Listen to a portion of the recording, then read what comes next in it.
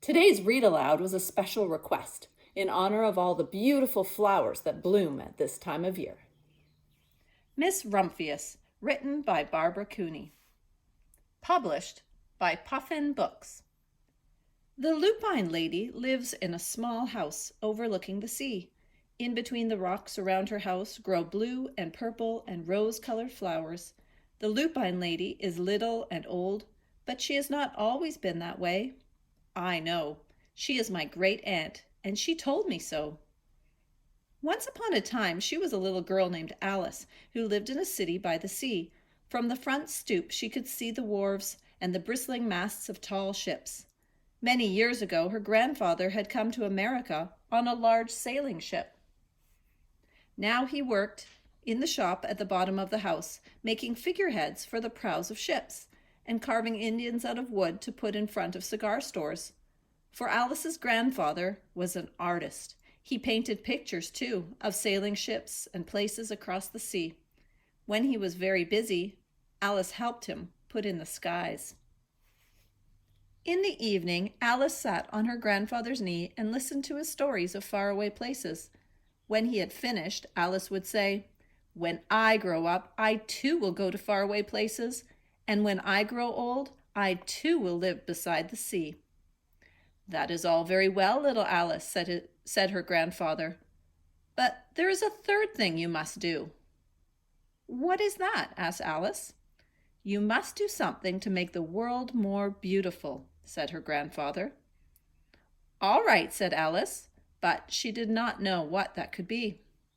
In the meantime, Alice got up and washed her face and ate porridge for breakfast. She went to school and came home and did her homework, and pretty soon she was grown up. Then my great Aunt Alice set out to do the 3 things she had told her grandfather she was going to do. She left home and went to live in another city far from the sea and the salt air. There she worked in a library, dusting books and keeping them from getting mixed up and helping people find the ones they wanted. Some of the books told her about faraway places. People called her Miss Rumphius now. Sometimes she went to the conservatory in the middle of the park. When she stepped inside on a wintry day, the warm, moist air wrapped itself around her, and the sweet smell of jasmine filled her nose. "This is almost like a tropical isle," said Miss Rumphius, "but not quite." So Miss Rumphius went to a real tropical island, where people kept cockatoos and monkeys as pets. She walked on long beaches, picking up beautiful shells. One day she met the Bapa Raja, king of a fishing village. "You must be tired," he said. "Come into my house and rest." So Miss Rumphius went in and met the Bapa Raja's wife. The Bapa Raja himself fetched a green coconut and cut a slice off the top so that Miss Rumphius could drink the coconut water inside.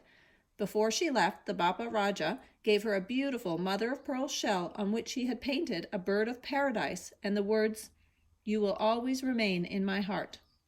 "You will always remain in mine, too," said Miss Rumphius.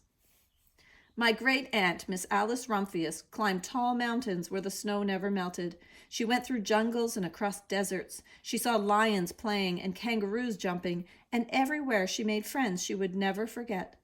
Finally, she came to the land of the lotus eaters, and there, getting off a camel, she hurt her back. "What a foolish thing to do," said Miss Rumphius. "Well, I have certainly seen faraway places. Maybe it is time to find my place by the sea." And it was, and she did. From the porch of her new house, Miss Rumphius watched the sun come up. She watched it cross the heavens and sparkle on the water, and she saw it set in glory in the evening. She started a little garden among the rocks that surrounded her house, and she planted a few flower seeds in the stony ground. Miss Rumphius was almost perfectly happy. "But there's still one more thing I have to do," she said. "I have to do something to make the world more beautiful." "But what?" "The world already is pretty nice," she thought, looking out over the ocean. The next spring, Miss Rumphius was not very well. Her back was bothering her again, and she had to stay in bed most of the time. The flowers she had planted the summer before had come up and bloomed in spite of the stony ground. She could see them from her bedroom window, blue and purple and rose-colored. "Lupines," said Miss Rumphius with satisfaction.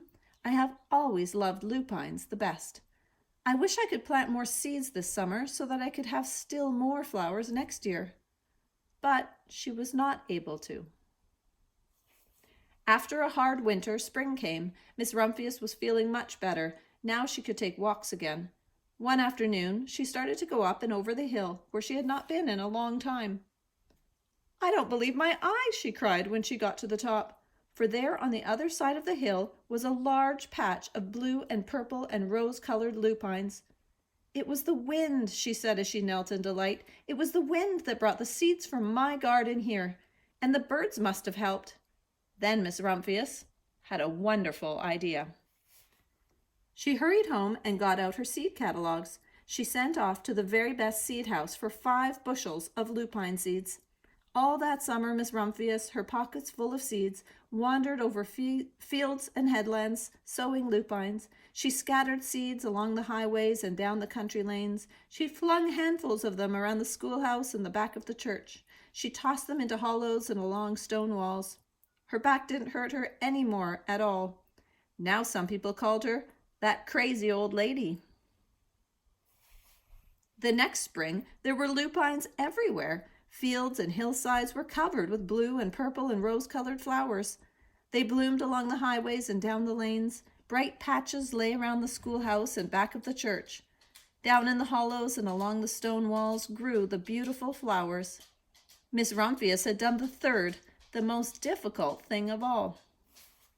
My great-aunt Alice, Miss Rumphius, is very old now. Her hair is very white. Every year there are more and more lupines. Now they call her the Lupine Lady.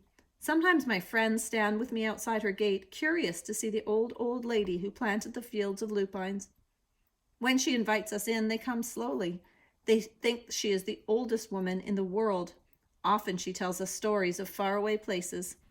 "When I grow up," I tell her, "I too will go to faraway places and come home to live by the sea." "That is all very well, little Alice," says my aunt, "but there is a third thing you must do." "What is that?" I ask. "You must do something to make the world more beautiful." "All right," I say. But I do not know yet what that can be. I'm feeling inspired by that story and all those blooming flowers. Come on, Oscar, let's go outside. Oh, wait for me.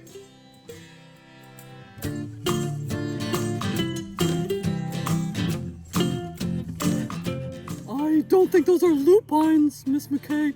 I think they're called foxglove.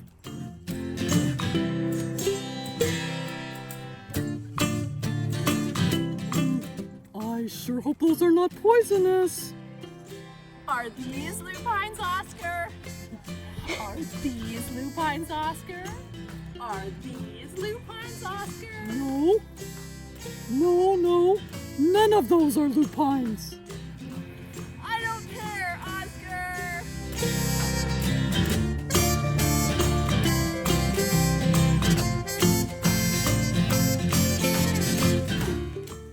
Come and join me, Oscar. Well, I guess. Does look like fun.